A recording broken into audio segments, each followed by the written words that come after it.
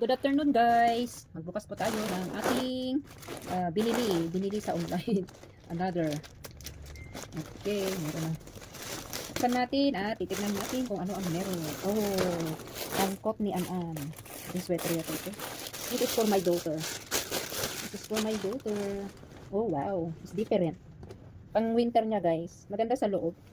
Yan, maganda sa loob. Pakita natin ang sweater ng aking anak. Ganito ang nasa loob niya. Ito ang itsura niya sa loob. Medyo comfort siya, oh, fluffy para sa aking anak. Oh, 'di ba? Beautiful.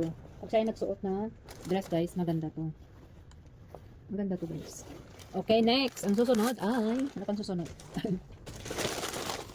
Oh, ito yung paglagyan ng kalimutan ko. Yung pwedeng accessories, ganun. Ito. Accessories. Ito yung sa toys. Ewan ko ano pa yung order ko dito. Pang ano ng shoes. Yung sa shoes guys na tawag to decor. O, para sa cracks. Yan. Ito yung laruan. Para makita nyo guys. Bakit may tape dito? Ay, yung tape. Para pang dikit natin. Ito yung sa dress. Sa dress niya guys. Dress. Pakita muna natin.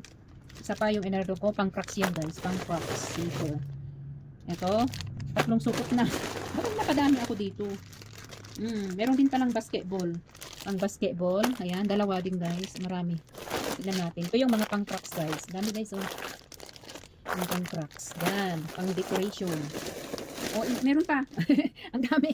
Meron pa. Pang cracks yan guys, oh, marami. Tapos, ito yung sa sweater ni An-An.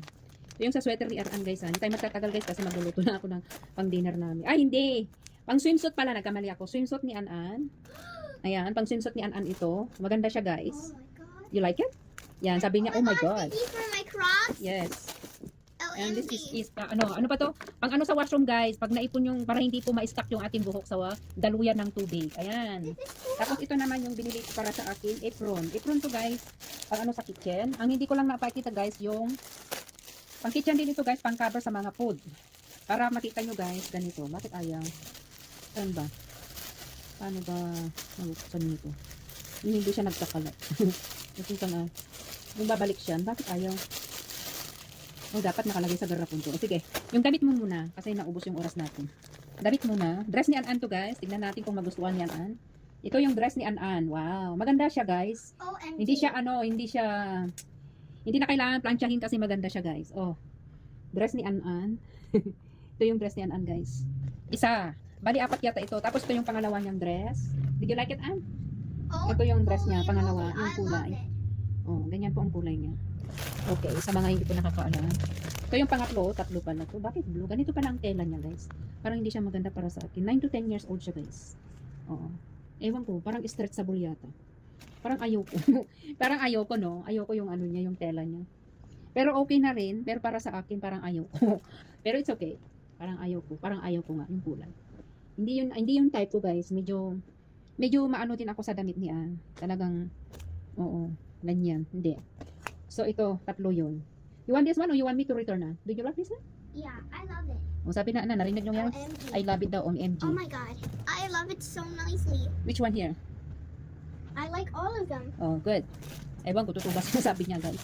Ito naman ay apron ko pag ako ay nagluluto din sa kusina at may gagamitin ako. Kagaya ngayon, nagsuot po ako ng t-shirt na puti. Hindi siya madudumihan or hindi ito ma-stain. Ang tawag doon, bakit ganito? Parang hindi siya well, talagang ganito ang kulay niya. Amoy stuck siya. Ganyan guys, may packet siya dito. Pag nagluto ko na, suot mo na lang to. Bakit ganito? Ganyan ba talaga? Saglit. Oh. Tama ba? What? Ayan. That's mine.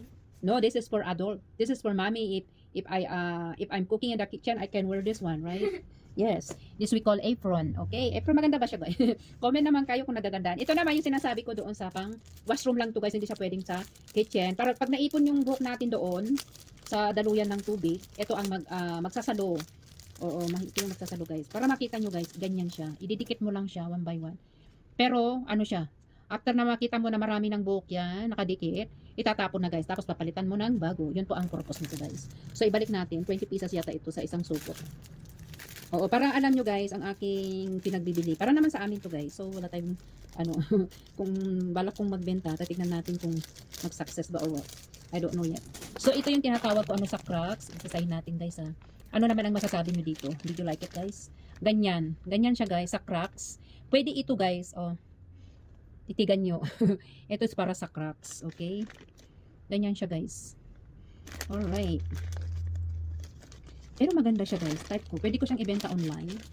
Ibenta ko siya online, guys. Tignan natin. Magkakaano tayo. Tignan natin kung maserte pa ako dyan sa ganyang bagay. Okay, marami tayo para sa cracks decoration. Pag mayroon kayong cracks sandal, ito, marami kayong pagpipilian. Ang dami, guys. Okay, guys. Salamat sa panonood at mag-ingat po tayong lahat. Bye-bye for now.